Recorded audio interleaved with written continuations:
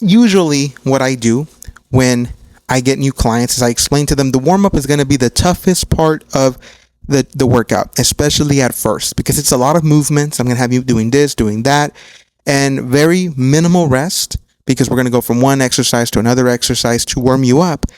And the analogy that I use to kind of explain this is that the best workout, the perfect workout, is like the perfect night out of binge drinking.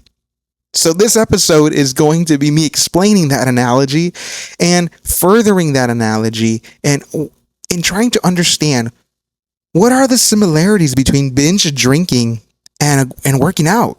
What are the similarities between binge drinking culture and fitness culture? I think that once we analyze this deeply, we start to see that the analogy runs deep and long. And I want to understand why. So this is going to be a fun episode where I'm going to try to provide you with some motivation, some encouragement, but also have some fun and say, what's the analogy between binge drinking culture, and working out and fitness culture? Stay tuned.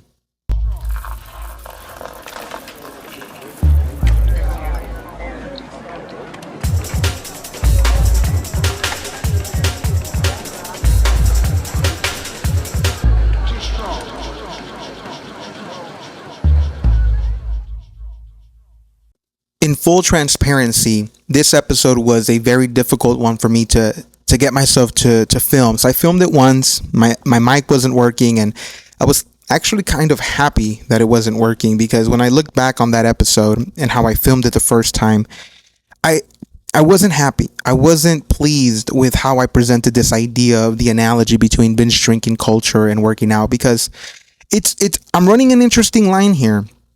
I don't want to sound pseudoscientific. I don't want to sound oversimplistic. I really want to have a good time with this analogy, but also make a case for why these two cultures exist in our modern world and their function. Because I think the more I look at this analogy, I conclude that they're serving a similar function in our society. So let me get to it. If you have disagreements with this, if you feel like I've gone too far, or if you feel like I'm just not hitting the mark, let me know. Leave a comment, send me a message. I really love to have my ideas challenged because they force me to come up with better ideas or to formulate them in a better way. So I usually tell my clients that the warm-up is the toughest part of the workout, especially at first when they're not used to working out. And I justify this by by creating an analogy between the perfect night of binge drinking and the perfect workout. So I want you to imagine if you do drink, what the perfect night out of binge drinking looks like. And I'm being technical here with the word binge drinking.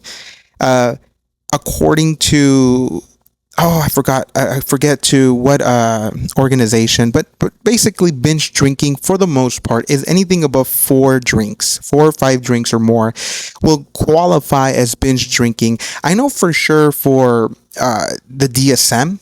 I think the DSM, the Diagnostical Statistical Manual, which is what they use to provide diagnoses, and I think on there one of the diagnoses that you can be diagnosed with is substance dependence. So I think binge drinking is anywhere between 4 to 5 drinks or more for men. I think for women it might be 3 to 4.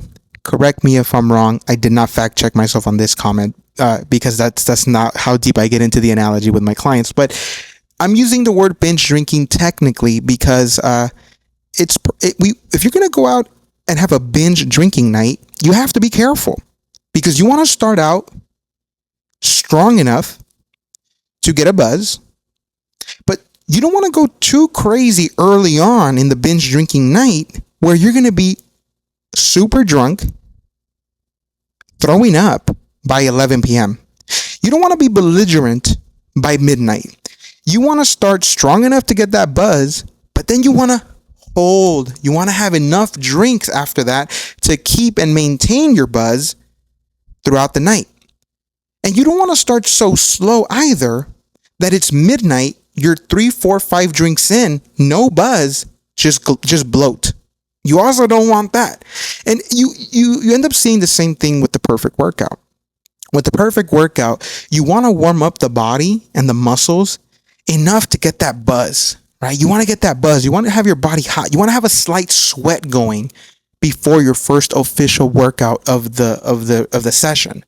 So you got to get your body going, but you can't go so hard and start out so aggressive that you fatigue, that your muscles are beat, especially in the beginning stages of your workout life or your workout career, workout journey. If you start out too strong in the warm up, you're going to have muscle fatigue and you're not going to be able to transition to the actual training session or the exercise that you need to be engaging in at full max effort. So just like the night of drinking, you want to warm up your body just enough to get that buzz, and then you use other exercises in the workout that you have planned for yourself to keep the buzz going. You want to keep the body warm. You want to be able to provide a max effort throughout the training session for the entire hour and a half that you're training all the way through. Just like the perfect night of binge drinking. You don't want to start so slow that your body never warms up, because now you're in your first or second exercise and you can't provide max effort. You can't provide that max output because you're not warm enough. You're not buzzed. So that's how this analogy began. That's the analogy that I use to tell my clients the warm up is tough, but it's because we got to get you buzzing. We got to get you going. We got to get you warm. We got to get you hot so that then we can keep that buzz going with the other exercises that are going to feel almost easier. There's more rest in between sets. And it's not as many movements as the warm up. So the analogy of this perfect night out of binge drinking and a great workout is not surprising. However, what is to me is how long this analogy can be extended to once we analyze it a little bit deeper. I don't expect that you have analyzed this, but I did, and I was having a good time doing it. So let's look at this. How does the binge drinking culture and the fitness culture, how does this analogy continue going? So the analogy not only appears to be comparable between the perfect night out of binge drinking and a good workout, but also it extends to the experience after a night of binge drinking and after a day of really intense workout. We're all familiar to a certain extent with what happens after a night of binge drinking. You get a hangover. Hangover consists of headaches, body chills and aches, nausea, maybe even throwing up during the night of binge drinking towards the end. There's a lot of symptoms that accompany a hangover. You don't have an appetite, you're in bed, you just feel horrible. Head is throbbing. So we're all pretty familiar with the fact that if you binge drink, you're going to have some kind of hangover. Well, the same happens with workout. If you have an intense workout, you have post-workout symptoms. The day after your intense workout, you're going to have soreness. Now, you may say, well, soreness is not a hangover, and I beg to differ. And I think the perfect way to look at this is just take someone who's never drank before or doesn't drink often, and someone who's never worked out before or doesn't work out often, and have them go out with their very intense drinking friend or very intense working out friend, and let's compare their symptoms the following day. The person who doesn't really work out is going to have a throbbing sensation in their legs and their arms, and it's going to be difficult for them to lift up their arms. It's going to be difficult for them to stand and sit. They're going to be making jokes about how much their body is just sore, and they can even have some body aches and chills. It's going to be difficult for them to turn their head. It is an absolute hangover from that intense workout. They might even have thrown up during that workout, just like the person who goes out binge drinking with someone that does it all the time, and they may not. They're going to have a nauseous night or a night full of nausea and puking. The same thing can happen in a workout. So there's definitely a post-workout hangover that we just call soreness, and it can last for 24 to 48 hours, sometimes the second day being much worse than that first day. So it's a longer experience sometimes than even binge drinking. Even there, we see how this analogy continues even after engaging in the activity of binge drinking and intensely working out. If we continue going on this analogy, we realize that both activities will also develop a tolerance and a dependency over time and over multiple bouts of either or. So we're very familiar with the increase in tolerance for drinking, right? When you start out drinking the first time, you're going to get pretty buzzed and pretty drunk after a couple drinks or a few drinks. But over time, if you continue to engage in this activity and continue to engage in binge drinking, your tolerance level will go up, which means you can drink more for longer periods of time without all the symptoms of a newbie drinker. You're not going to be as drunk fast. You're going to be able to drink more, handle more. Same thing happens with working out. When you start out, you have no tolerance for all the different exercises you're doing. Your muscles are very new at it. They get sore very fast. The fatigue is there. But over time, you become conditioned to working out, and you can work out for longer periods of time. You can work out more times in a week, up to twice a day. Same thing. You develop a tolerance that happens over engaging in the activity multiple times or ongoing, and you end up being able to do more of the activity, tolerance. And you also can develop a dependency. Now, we're also very familiar with what dependency on alcohol can look like and what those symptoms are, from on the extreme levels of alcoholism to lower levels of irritability, of aggressiveness when they're not engaging in the activity of drinking. I've seen people in my family that when they don't have alcohol in their systems, they're constantly thinking about it, cravings, constant desire to be drinking, and an inability to function without it. Well, you also develop some kind of dependency on exercise when you do it often. Go and talk to someone who works out all the time. What happens to them when they stop working out? They get impatient, they get irritable, they have a lessened ability to engage with others in a positive way because they're just thinking about getting their workout in, getting their fix. They can't wait to get back to the gym and work out. It feels horrible for them because their body has become dependent on this stimulus of working out. Now, it may not be as extreme as alcoholism. Absolutely. And this is why I have to be careful with this topic and this analogy, but there is definitely a dependency that is built. It can actually be very crushing for someone who works out all the time and maybe has some kind of illness or some kind of accident, and then they have to stop working out. That person's identity, that person's sense of self will be crushed because they have built a dependency on this activity. So just to kind of focus on this analogy, not only do you develop a tolerance, but you also develop a dependency. And if we continue going here with this analogy, both of these activities, the binge drinking culture and the fitness culture, both have an element of community. They have a similar analogous social element. It is not uncommon to drink with friends in public spaces, as it's not uncommon to engage in group physical activity.